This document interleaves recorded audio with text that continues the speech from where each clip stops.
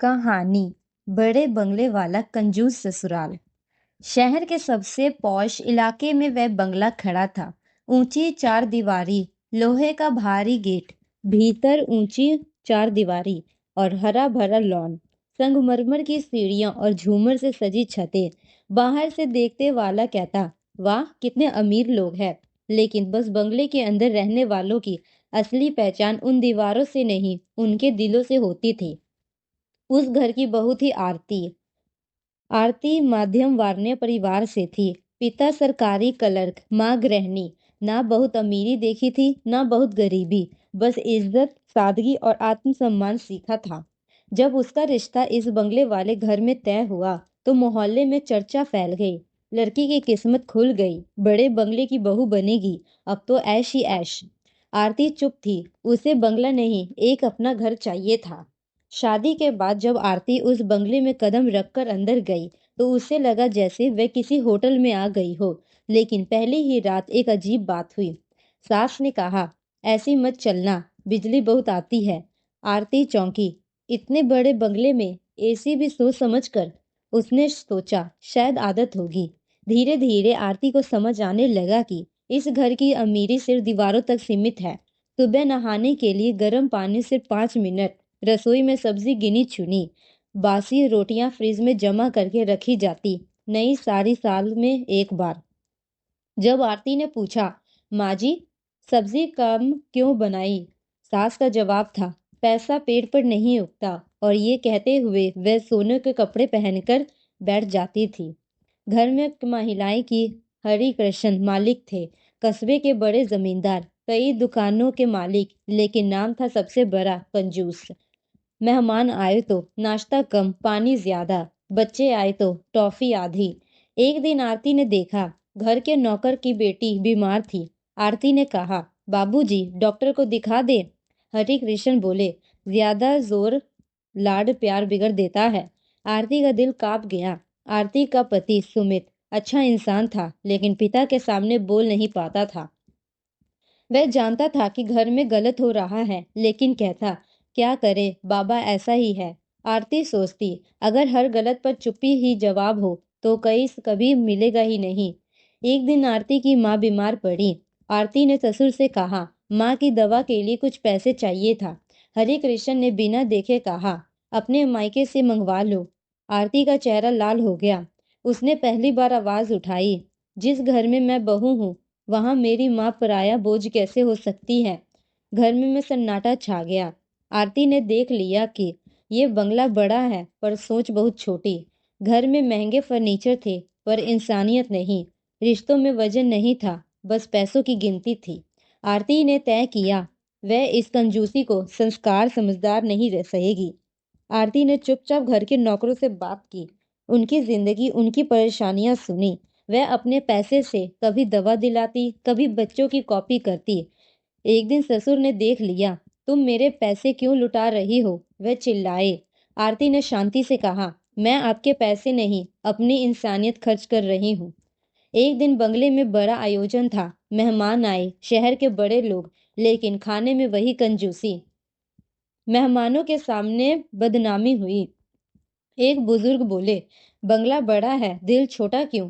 हरे कृष्ण का चेहरा उतर गया। उसी रात आरती ने साफ साफ कहा, बाबूजी आपने पैसा कमाया लेकिन लोगों का दिल नहीं। ये बंगला आपकी अमीरी दिखाता है, आपकी इंसानियत नहीं। सुमित भी पहली बार बोला, बाबा हम डरते रहे पर आज बोलना जरूरी है। हरे कृष्ण चुप हो गए। रात भर वह बंगले में ठहरते रहे। खाली कमरों में उनकी आवाज गूंजती रही। उन्हें एहसास हुआ इतने बड़े घर में वे अकेले हैं। अगले दिन उन्होंने नौकर की बेटी का अस्पताल भेजा। मेहमानों के लिए ढंग का खाना बना। आरती को कहा, जो सही लगे करो। यह माफी नहीं थी पर शुरुआत थी। आज भी वह बंगला पैसा ही है, बड़ा आलिशान, लेकिन अब उसके दरवाजे खुले रहते हैं। रसोई में भूखा कोई नहीं जाता। आरती ने दीवार पर एक लाइन लिखी, बंगला बड़ा हो या छोटा, इंसानियत बड़ी होनी चाहिए। आरती ने दीवार पर वह पंक्ति लिख दी थी, लेकिन उस पंक्ति को दिलों तक पहुंचने में वक्त लगना तय था।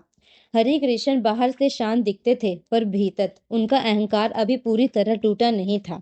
वे बदलाव को स्वीकार तो कर रहे थे, पर उसे अपनाने की हिम्मत अभी भी अधूरी थी। बंगले में अब खाना थोड़ा बेहतर बनने लगा था, नौकरों को डांट कम पड़ने लगी थी, लेकिन सास की आंखों में आरती के लिए चुभन बढ़ रही थी। उन्हें लगने लगा था कि ये सब उनके नियंत्रण से बाहर हो रहा है। एक दिन रसोई में सास ने तीखे स्वर में कहा, बहू, ज्यादा समझदार बनने की जरूरत नहीं, घर वैसे ही चलता आया है।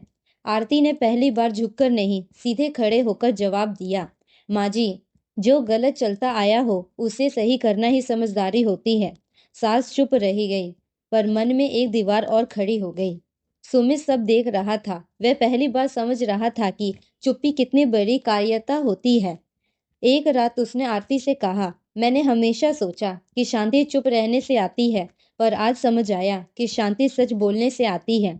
आरती की आंखें भर आई। ये पहला वाक्य था जो उसे सच में अपना लगा। धीरे धीरे बंगले के भीतर हो रहे बदलाव बाहर तक पहुंचने लगे। रिश्तेदारों ने कान भरे, बहुत ज्यादा सिर चढ़ गई है, आज नौकर कल घर। हरिशंकर का रुतबा खत्म हो रहा था। हरिशंकर फिर डगमगाए। एक शाम उन्होंने गुस्से में कहा, बहुत हो गया, ये घर मेरी मेहनत का है। आरती ने पहली बार बिल्कुल शांत आवाज में कहा, और ये जिंदगी हम सबकी है बाबूजी। ये वाक्य सीधा उनके सीने में लगा। उसी रात हरिशंकर को हल्का सा हार्ट अटैक आया। पूरा बंगला दौड़ पड़ा। ड्राइवर, नौकर, पड़ोसी सब भागे, लेकिन अस्पताल जो सबसे पहले उनके हाथ थामे थी वह आरती थी। उन्होंने कमजोर आवाज में पूछा, तुम नाराज तो नहीं? आरती ने सिर हिलाया, नाराजगी से नहीं, सच से रिश्ते बसते हैं। हरि कृष्ण की आंखों से पहली बार आंसू गिरे।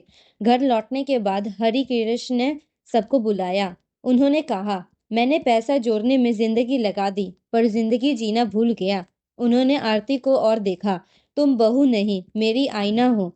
सास की आंखें झुक गई। सुमित ने चैन की सांस ली। कुछ दिन बाद से सास खुद रसोई में थाली भरकर परोसने लगी।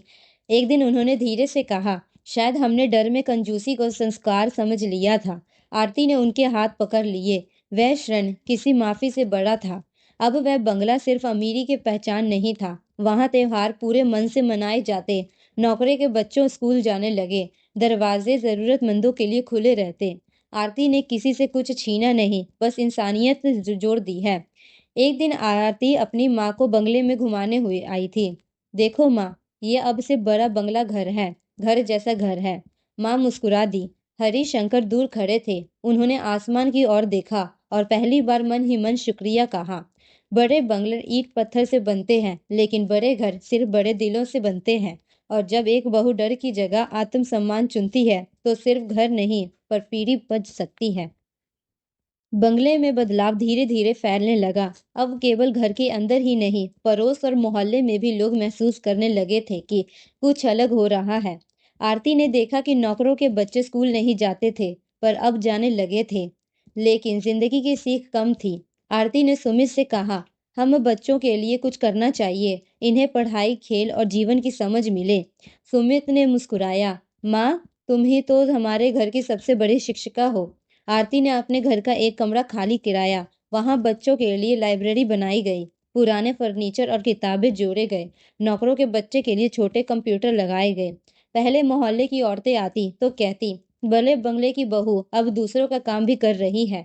आरती शांत रहती। वह जानती थी कि उनके काम पर असर धीरे धीरे दिखेगा। एक दिन मोहल्ले की एक महिला आई। उसकी बेटी स्कूल नहीं जाती थी। आरती ने हाथ पकड़कर कहा, हम मिलकर तुम्हारी बेटी को पढ़ाएंगे, ताकि उसकी जिंदगी बदल सके। महिला की आंखों में आशा चमक उठी। वह समझ गई थी कि बड़ा घर सिर्फ इमारत नहीं, ये सोच और इंसानियत का प्रतीक बन सकता है। आरती के निर्देश पर बच्चे सुबह उठते, पढ़ते और खेलते। सुमित उनकी मदद करता। हरिशंकर भी कभी कभी आते और सिर पर हाथ फेरते। धीरे धीरे हरिशंकर ने भी महसूस किया कि पैसा जोड़ना ही सब कुछ नहीं है। बच्चों के चेहरे पर खुशी किसी बेशकीमती सी चीज नहीं रहती। एक दिन हरि कृष्ण ने आरती से कहा, बेटी, मुझे लगा था कि घर का बड़ा काम सिर्फ संपत्ति बदलना है, पर आज समझ आया, बड़े घर की असली ताकत दिलों को जोड़ना में है। आरती मुस्कुराई। उसकी आंखों में संतोष था। त्योहार आया। पूरा बंगला रंग बिरंगा सजाया गया।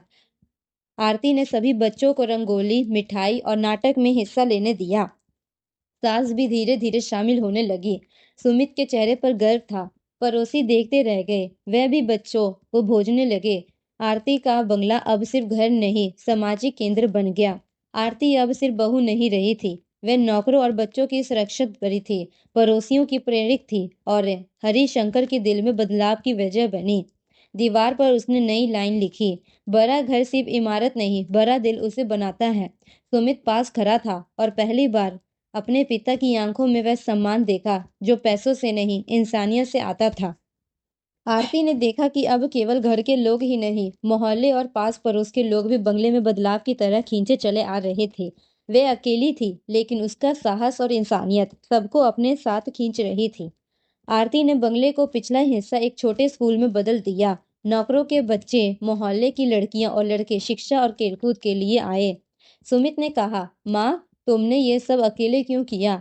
आरती मुस्कुराई, क्योंकि बदलाव की शुरुआत खुद से होती है, फिर घर से, फिर मोहल्ले से और आखिर में शहर तक। बच्चे अब सुबह उठते, पढ़ाई करते और खेलते। खुशियां बंगलों के हर कमरे में गूंजने लगी। हरिशंकर सब समझ चुके थे कि पैसा केवल संपत्ति है, लेकिन इंसानियत और दिल की गर्मी बड़े घर की असली ताकत है। सास ने पहली बार आरती को हाथ पकड़कर कहा, बहू, तुम्हारे आने से हमने खुद को पाया। हमने समझा कि संस्कार केवल बचत नहीं, सिर्फ इंसानियत में है। अब वह खुद रसोई में खाना बनाती, बच्चों के लिए मिठाई बनाती और कभी कभी पड़ोस की महिलाओं को सिखाती कि प्यार और सेवा ही बड़े घर की पहचान है। आरती पहले अब मोहल्ले की बाहर में जाने जाती थी। पास के स्कूल और सामाजिक संस्थाएं उसके बंगले और बच्चों के लिए आते थे। एक दिन शहर के एक पत्रकार ने आरती से पूछा, आपका मकसद क्या है, बंगले में बदलाव या पूरे समाज में? आरती ने मुस्कुरा कर कहा, बदलाव छोटा हो या बड़ा, असली मकसद इंसानियत और सम्मान फैलाना है। एक घर में शुरू करके हम पूरे समाज को जोड़ सकते हैं। आरती और सुमित के बच्चे अब बड़े हो रहे थे। वे देख रहे थे कि उनके माता पिता केवल पैसे के लिए नहीं, सिर्फ इंसानियत और सही कार्य के लिए काम कर रहे थे।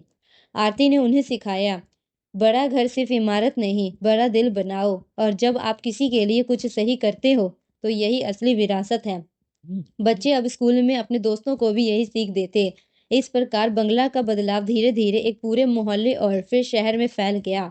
बंगले की बालकनी की आरती ने बाहर देखा। बच्चे खेल रहे थे, पड़ोस की महिलाएं हंस रही थी और हरिशंकर अपने पास खड़े बैठे बैठे बड़े बड़े मुस्कुराते हुए।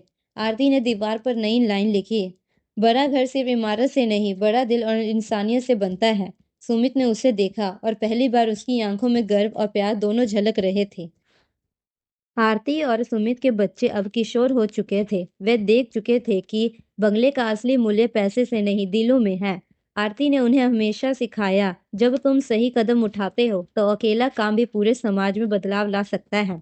बच्चों ने ये बात समझ ली थी। वे अब घर के दरवाजे पर सिर्फ खेलने नहीं, पढ़ाई के लिए नहीं आते थे, बल्कि मोहल्ले और आसपास के बच्चों की मदद करने आते थे। आरती ने अपने बच्चों के साथ मिलकर मोहल्ले में छोटे छोटे सामुदायिक प्रोजेक्ट शुरू किया।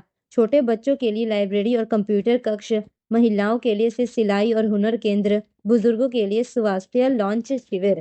धीरे धीरे ये पहल शहर के अन्य मोहल्ला तक फैल गई। लोग देख रहे थे, सीख रहे थे, बड़ा घर सिर्फ इमारत नहीं, बड़ा दिल होना चाहिए।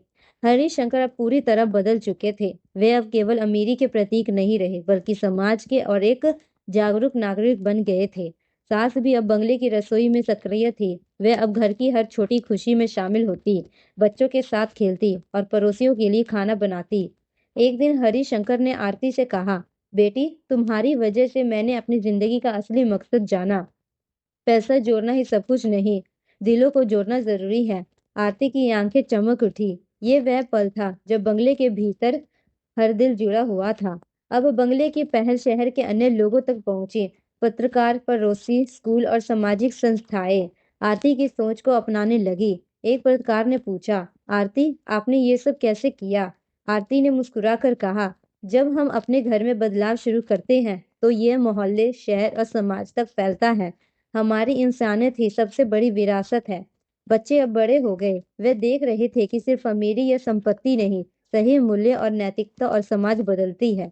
आरती ने उन्हें यह भी सिखाया, जब आप कोई गलती देखें तो डरकर चुप मत रहो, सच्चाई और इंसानियत के लिए आवाज उठाओ।